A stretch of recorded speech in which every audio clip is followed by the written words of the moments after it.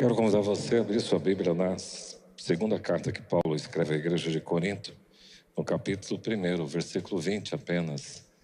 Nós vamos fazer a leitura desse texto. Segunda carta de Paulo à igreja de Corinto, capítulo 1, versículo 20. E o texto bíblico diz assim: porque quantas são as promessas de Deus, tantas tem nele o sim. Porquanto também por ele é o amém, para a glória de Deus, por nosso intermédio. Vamos ler juntos? Porque quantas são as promessas de Deus, tantas tem nele o sim. Porquanto também por ele é o amém, para a glória de Deus, por nosso intermédio. Pai, que com a graça e a misericórdia do Senhor tu possas comunicar o teu recado para nós nesta noite. Nos escondemos atrás da cruz de Jesus e nela temos refúgio, a proteção e o sangue de Cristo que nos cobre. Portanto, usa-nos e também traga os pensamentos cativos ao senhorio de Jesus nesta noite, em nome de Cristo. Amém. Até que Ele venha, confie nas promessas. Nós pensamos em estimular vocês e vocês também compartilharem com outras pessoas coisas boas que a Bíblia tem muito para oferecer através das promessas nelas contidas. Na semana passada, o pastor Ranilson trabalhou com base no texto de Josué 1, 1-9. Confie nas promessas e falou da promessa de encorajamento. E eu gosto muito da história de Josué. Eu lembro que eu era menino, eu gostava muito de ler gibi da Bíblia. Eu aprendi muito a Bíblia lendo gibi, histórias bíblicas em quadrinhos. E eu me recordo de que uma vez Josué saiu para um canto para orar antes de entrar na terra de Canaã e conquistar Jericó, e de repente apareceu um homem muito bonito com uma espada desembainhada na mão, e ele disse: tire as sandálias, porque esse lugar onde você está é terra santa. E Josué perguntou: quem é você? Você é um dos nossos ou você é nosso inimigo? E ele disse: eu sou o capitão dos exércitos do Senhor. E aí dá toda uma instrução, e Josué entra, substituindo assim o líder Moisés, e ele foi encorajado. A promessa para Josué era de encorajamento: ser forte e corajoso, não te espantes. Talvez é uma promessa que você precisa para a sua vida, você que está intimidado, medroso, acabrunhado. O Senhor nessa noite diz: ser forte. Diga isso para a pessoa que está ao seu lado: ser forte, ser corajoso. Essa é uma das promessas, mas existem N promessas. Eu quero hoje tratar com vocês, com base no texto que eu li, sobre esse tema: promessas determinadas, promessas garantidas e cumpridas. Vamos dizer juntos? Promessas determinadas, garantidas e cumpridas. Se você tiver com o texto aberto, você sempre vai lembrar. Porque, vamos ler juntos? Porque quantas são as promessas de Deus, tantas tem nele o sim, porquanto também por ele é o amém, para a glória de Deus, por nosso intermédio. Declarar a palavra é algo muito importante para a sua vida. E nós vamos então pensar sobre essa temática. Na década de 80, eu conheci um senhor na época chamado Gioia Júnior. Gioia Júnior, ele foi deputado federal na década de 60, 70. E ele era não era pastor, ele era um líder da Igreja Batista. E ele era um instrumento de Deus pregando a palavra. Eu era ainda adolescente e eu me recordo dele pregando esse texto e sempre dizendo: porque quantas são as promessas de Deus, tantas tem nele o sim, porquanto também por ele é o amém, para a glória de Deus, por nosso intermédio. E esse texto, desde essa época, sempre martelou. Vocês veem a importância de repetir a Bíblia, vocês veem a importância de declarar as Escrituras e de estar neste lugar para ouvir a palavra de Deus. Então quero que você se aproprie desta palavra, que para o meu coração, há mais de 40 anos atrás, ela me inquietou. Entrando dentro da história aqui de Paulo, ele está no início da sua carta. Na verdade, a igreja de Corinto, dizem os estudiosos, os teólogos, que ele tenha escrito 3 cartas. 2 são conhecidas, a primeira carta aos Coríntios e a segunda carta.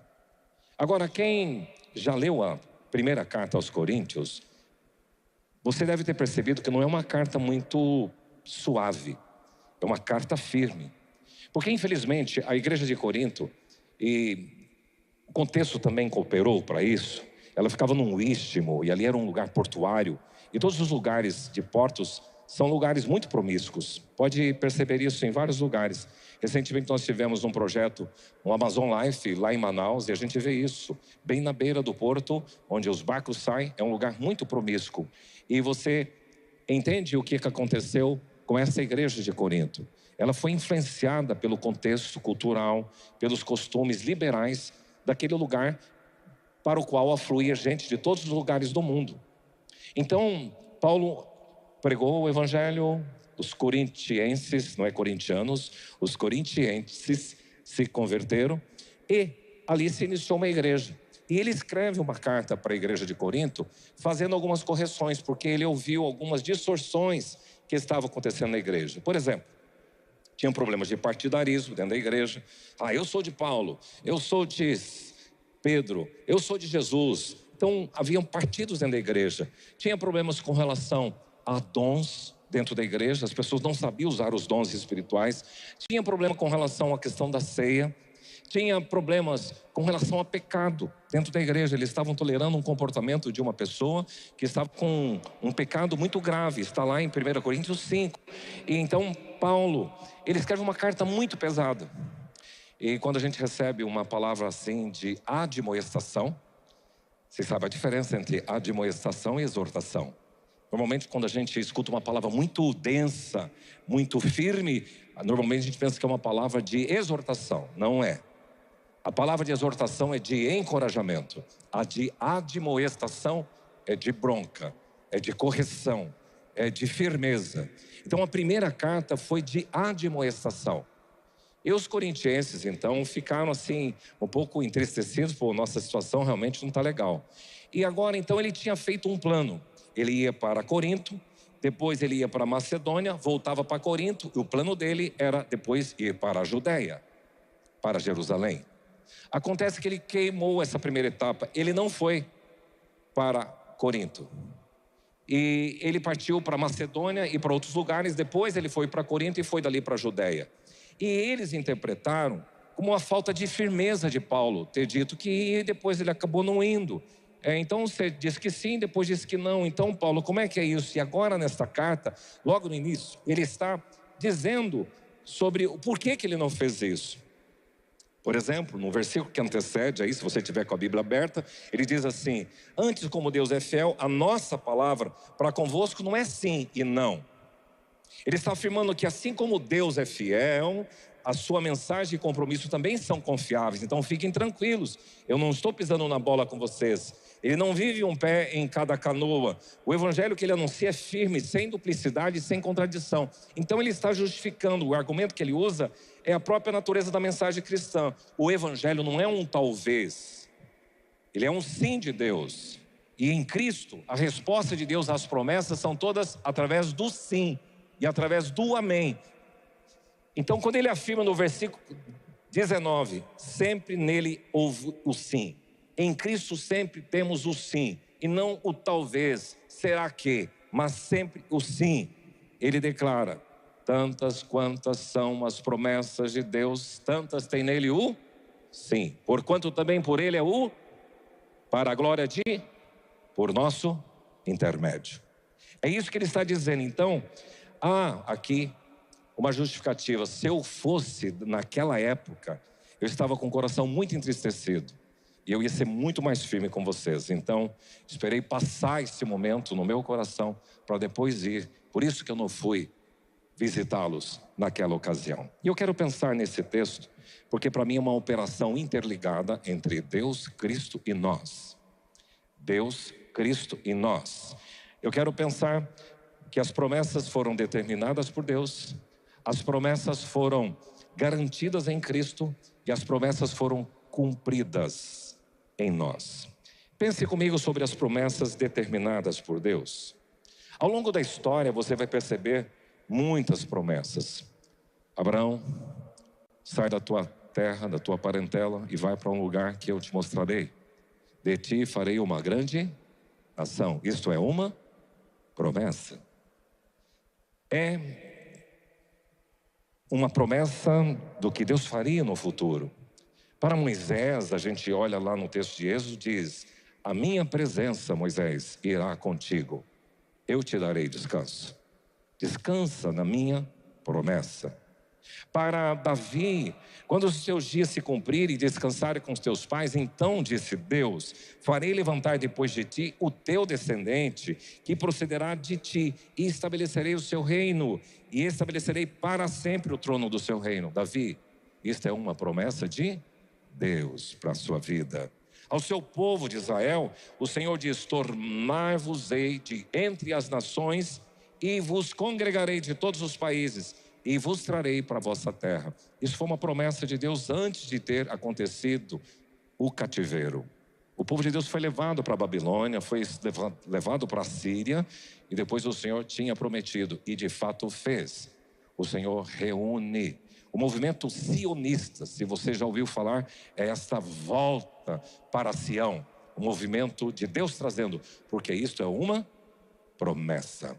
Também sobre o Messias, quando fala do menino nasceu, um filho se vos deu, e o seu nome será maravilhoso, conselheiro, Deus forte, Pai da eternidade, e o seu governo não terá fim. Isto é uma promessa de Deus para o seu povo. E Deus tem promessa para seus filhos, promessa para o seu povo, promessa para a sua igreja. E diga para a pessoa que está ao seu lado: Deus tem promessas para a sua vida. Eu gosto de ouvir quartetos, e há um quarteto, Arautos do Rei, que ele canta uma canção que diz assim: Deus dá-nos promessas, Deus cumpre o que diz, jamais foi a fé iludida. E eu gravo sempre essa parte: Ele dá promessas e Ele cumpre, e jamais a nossa fé foi iludida. Deus, Ele determinou as promessas, são promessas confiáveis, são promessas que não falham. A Bíblia diz que Deus não é homem para que minta, nem filho do homem para que se arrependa. Porquanto tendo Ele prometido, não fará, ou tendo falado, não cumprirá. Josué 24:45, nenhuma promessa falhou de todas as boas palavras que o Senhor falara à casa de Israel. Alguns já tentaram enumerar na Bíblia quantas são as promessas de Deus. Não é possível, porque não existe um número oficial de promessas das Escrituras. Depende de como se define promessa, depende, porque alguns contam apenas as afirmações diretas de Deus, outros incluem declarações condicionais, bênçãos, juramentos, etc. Mas teve uma pessoa chamada Everett Storms, do Canadá. Ele teria contado 8.810 promessas, sendo que 7.487 foram feitas por Deus ao homem. Independentemente de quantas promessas são, o texto bíblico diz: porque tantas quantas são as suas promessas. Existem muitas promessas, N promessas, e são promessas de Deus para o seu povo, para a sua igreja, para a sua vida. Confie nas promessas de Deus, porque elas foram determinadas por Ele. Repita comigo: porque quantas? Porque quantas são as promessas de Deus? Tantas tem nele o sim, porquanto também por Ele é o amém. As promessas são determinadas por Deus, mas elas são garantidas por quem? Por Cristo. Cristo é o cumprimento de todas as promessas de Deus. Porque quando você vê no texto Paulo dizendo tantas tem nele, esse nele é Cristo, porque se você olhar nos versículos que antecedem, você vai perceber isso.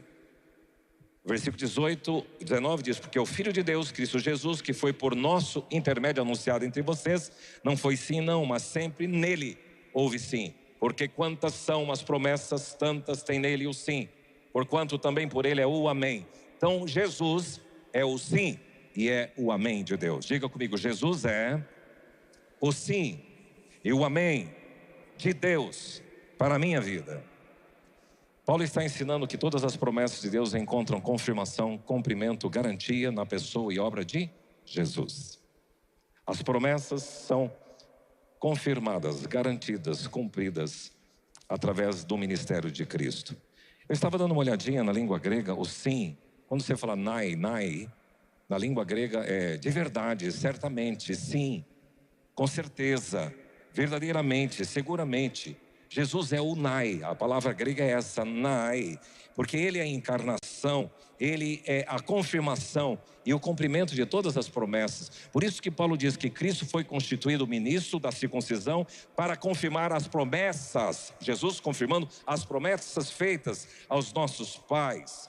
Então não anunciamos o evangelho da promessa, nós vos anunciamos o evangelho da promessa feita aos nossos pais, como Deus a cumpriu plenamente em nós, os filhos, ressuscitando a Jesus. A garantia da promessa, o sim e o amém, é em Cristo. A palavra amém é uma palavra de origem hebraica. Ela é uma palavra universal, porque se você for na língua grega, é amém. Se você for no inglês, amém, amém. É quase que universal a palavra amém. E a palavra amém, de origem hebraica, significa ela é firme, ela é verdadeiramente, certamente, segura. Significa assim seja, seja feito assim. Então todas as vezes que alguém ora e você diz amém, você está dizendo eu concordo, que assim aconteça, que assim seja na sua vida, que assim seja naquilo que foi pedido. Então nós devemos usar o amém com essa convicção. Nós temos que tomar muito cuidado, porque às vezes nós somos corriqueiros na nossa abordagem e talvez alguns falem assim, a paz do Senhor, mas sem entender o que está significando. Outros, cumprimento, graça e paz, mas sem entender o que está por detrás disso. Outros dizem bom dia com a entonação e com significado, invocando sobre a presença daquela pessoa um dia de plenitude, de alegria. E você pode dizer amém, graça e paz sobre a sua vida, e você diz amém, eu concordo. Deus abençoe você e sua casa, e você diz amém, porque você está invocando, seguramente, certamente você está dizendo isso. O costume de dizer amém passou das sinagogas para as comunidades cristãs. Então quando a pessoa lia numa sinagoga ou discursava, oferecia louvor solene a Deus, os outros respondiam amém, fazendo suas palavras a palavra do orador. O que o orador estava dizendo, as pessoas quando concordavam diziam o que o orador dizia, e as pessoas concordavam, elas respondiam com o amém. Agora, uma coisa curiosa, a palavra amém, ela é quase igual à palavra hebraica para crer, que é amã. Quem diz amém é porque ama, porque crê. Amém. Então por isso que veio a significar certamente uma expressão de absoluta convicção e confiança. Quando estamos dizendo amém, nós estamos concordando, nós estamos respondendo com fé. Jesus é a ponte entre a promessa e o cumprimento. Jesus é a prova viva que Deus cumpre o que promete. Jesus é a confirmação definitiva das promessas de Deus. Jesus é a garantia das promessas. Através dele, as promessas deixam de ser apenas palavras e se tornam realidade na vida do seu povo. Através de Jesus, Deus o Pai confirma e valida tudo o que prometeu. Concordam comigo? Digam. Por fim, se você deve confiar nas promessas que foram determinadas por Deus, que foram garantidas em Jesus, essas promessas também foram cumpridas em nós. Diga comigo, porque quantas são as promessas de Deus? Tantas tem nele o sim, porquanto também por ele é o amém, para a glória de Deus, por nosso intermédio. 2 Coríntios 1:20. Para a glória de Deus, por nosso intermédio. Nós somos os recipientes, por nosso intermédio. Nós somos testemunhos vivos. Você é uma testemunha viva das promessas cumpridas na sua casa. Uma vez uma pessoa numa reunião de oração trouxe uma revelação que eu desconhecia. Falou Deus, ele diz Deus declarando através daquela pessoa: um dia o seu pai te levantou e te consagrou. Então hoje você é uma resposta de alguém lá da sua história, do seu pai. Isso foi uma promessa para a minha vida. Mas quais são as promessas de Deus para a sua vida? Por seu intermédio. É como se você dissesse: Senhor, eu creio em tudo que tu tens para mim. Quando eu pego alguns textos da Bíblia, diz: Porque o meu Deus, segundo a sua riqueza em glória, há de suprir cada uma das vossas necessidades em Cristo Jesus. E o povo dele diz, amém. Outro texto, entrega o teu caminho ao Senhor, que é uma promessa, confia nele, o mais ele fará. O que você diz? Amém. Agrada-te do Senhor e ele satisfará os desejos do teu coração. E o povo de Deus diz, amém. Tantas promessas para a sua vida, com um propósito, para que a glória seja de Deus.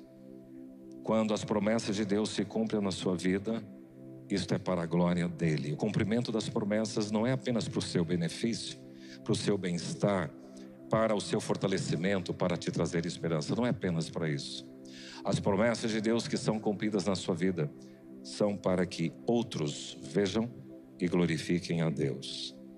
Puxa, o que Deus fez na vida daquela pessoa. A gente tem tantas coisas para experimentar de Deus e compartilhar. E quando a gente vive aquilo que Ele prometeu, nós nos tornamos testemunhas vivas da sua fidelidade. Por nós ser intermédio significa que você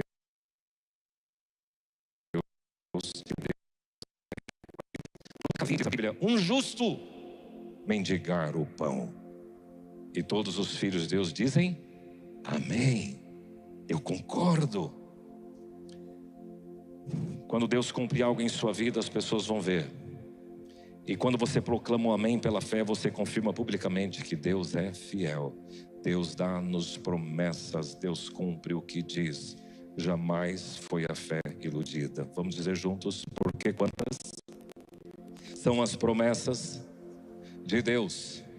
Tantas tem nele o sim, porquanto também por ele é o amém, para a glória de Deus, por nosso intermédio. Por que você não declarou esse texto para a sua vida? Nós vamos ficar em pé e há uma canção que fala Deus de aliança, Deus de promessas. E enquanto cantamos essa canção, se tem alguma promessa que Deus vai trazer ao seu coração e você quer dizer o amém, eu quero que num gesto você hoje faça. Se tem algo que você precisa de um cumprimento de uma promessa de Deus para a sua vida, enquanto cantamos essa canção, se você quiser vir à frente, nós vamos selar isso. Esse gesto vai ser o amém. É sim para Deus. Vamos declarar essa canção bem tranquila, bem suave.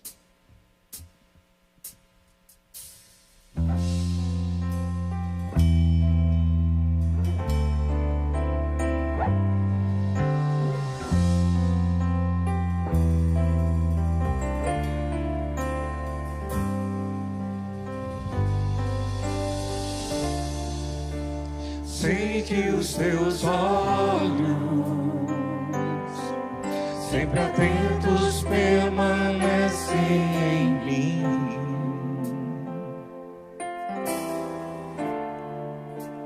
E os teus ouvidos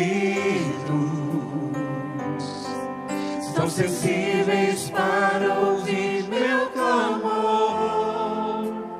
Posso até chorar, mas a alegria vem de manhã. És Deus de perto, também de longe. Nunca mudastes, tu és fiel.